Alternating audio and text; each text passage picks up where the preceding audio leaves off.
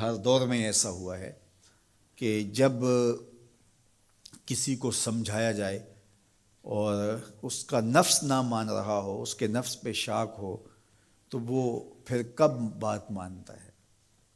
جب میرے حضور نے لوگوں کو سمجھایا کہ تم غلط راہوں پہ ہو تو وہ ماننے کے لیے تیار تھے، لیکن کیا یہ کہہ کے راستہ فرار کا اختیار کیا گیا کہ یہ دور نہیں رہا کہنے کا ٹھیک ہے اپنی مرضی جائیں جہنم میں؟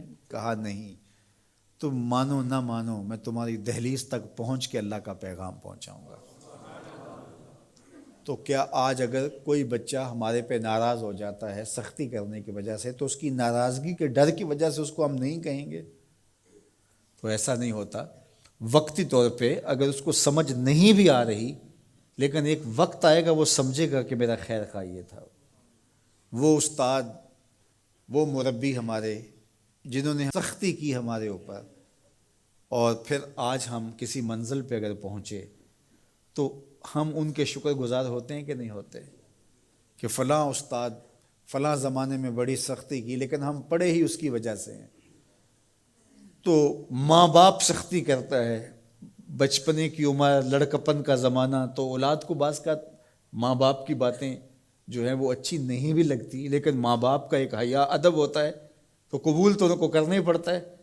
اس وقت وہ کہتے ہیں شاید ماں باپ ہمارے پہ ناجائز سختی کر رہے ہیں، لیکن ایک وقت آتا ہے تو وہ سمجھتے ہیں کہ ہم سنور کے نکھر کے جو معاشرے کا حسن بنے، یہ ماں باپ نے تراشا تھا تو ایسے بنے، پھر وہ ماں باپ کے شکر گزار ہوتے ہیں۔ تو اس لیے آپ کسی سے ہمدردی کریں تو وقتی طور پہ تو اس کو تکلیف ہوگی، لیکن بعد میں آپ کا شکر گزار ہوگا۔ علامہ رومی نے اس پر ایک بڑی خوبصورت مثال دی۔ کہتے ہیں ایک شخص درخت کے نیچے لیٹا ہوا تھا اور خراٹے لے رہا تھا۔ ایک چھوٹا سا سانپ آیا اور اس کے منہ کے اندر گھس گیا، اور ایک شخص گزر رہا تھا، اس نے دیکھ لیا۔ وہ بڑا پریشان ہوا کہ اگر میں نے اس کو بیدار کر کے کہا کہ تیرے اندر سانپ گھس گیا ہے تو یہ خوف سے مر جائے گا، اب کیا کروں؟ تو اس نے ایک چھڑی سے اس کو زور سے مارا، وہ ہڑبڑا کے اٹھا۔ کیا ہوا؟ اس نے ایک اور چھوڑی، اس نے بھاگنا شروع کر دیا، وہ بھی اس کے پیچھے بھاگنے لگا۔ اس کی رفتار کم ہونے لگتی تو ایک اور مارتا۔ کیا خدایا کیا مصیبت ہے، میں نے اس کو کیا کہا؟ میں تو آرام سے سویا ہوا تھا درخت کے نیچے، لیکن وہ ایک دم گھبراہٹ کا شکار آگے بھاگتا چلا جاتا ہے۔ آگے کوئی باغ آ گیا تو اس میں فروٹ لٹک رہا تھا، تو کہا کہ کھاؤ۔ عجیب آدمی ہے، مارتا ہے اور کہتا ہے کھاؤ۔ اس نے کھایا، کہا اور کھاؤ۔ اس نے کہا بابا بس میری بس ہو گئی، کہا نہیں اور کھاؤ۔ اس نے اور کھایا۔ ساتھ جو ہے وہ پانی کا کنواں تھا، کہا یہاں سے پانی پیو۔ اس نے تھوڑا سا پانی پیا، اس نے زور سے ڈنڈا مارا، اور پیو۔ اس نے اور پی لیا۔ رومی کہتے ہیں کہ وہ بندہ بڑا حیران کہ عجیب میرا دشمن ہے، کبھی مارتا ہے، کبھی پھل کھلاتا ہے، کبھی پانی پلاتا ہے۔ اس نے کہا میرے سے اور نہیں پیا جاتا۔ اس نے کہا پیتا ہے کہ نہیں؟ ایک اور چھوڑی۔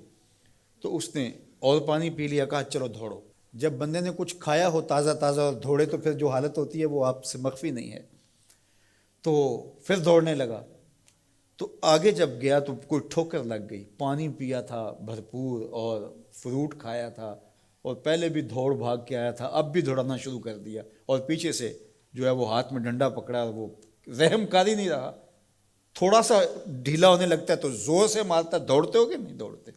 تو ٹھوکر لگی، گرا، ساتھ ہی کہہ آئی اور سانپ نکل کے باہر آ گیا، اور وہ لہراتا ہوا جا رہا تھا۔ اس نے اس کو پکڑ کے سینے سے لگا لیا، کہا میں تیرا دشمن نہیں تھا، لیکن تیرا علاج یہی تھا۔ تو میں نے تجھ کو اتنا مارا ہے، میں تجھ سے معذرت کرتا ہوں۔ اس نے کہا میں تیرے سے معذرت کرتا ہوں جو مجھے تیرے پہ غصہ آتا رہا، اس لیے کہ تو میرا خیر خواہ تھا۔